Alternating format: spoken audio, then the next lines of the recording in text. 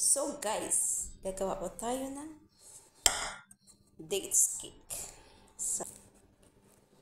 So ayan na guys. Lagyan na ng 1 cup na rice milk.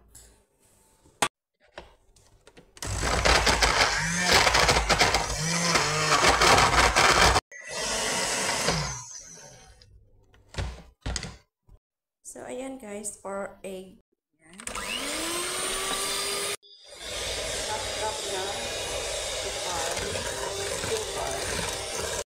So, lagyan natin ng vanilla.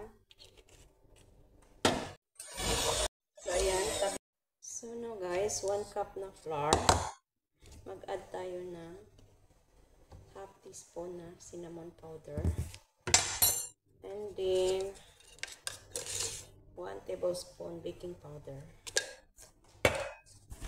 So, mix natin. So, ayan na guys. Mix natin ito.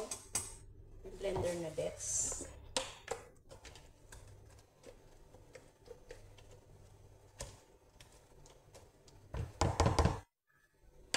Then, mix natin yung flour.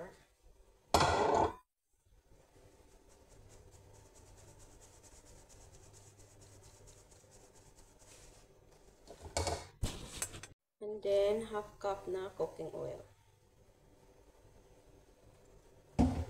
Blender.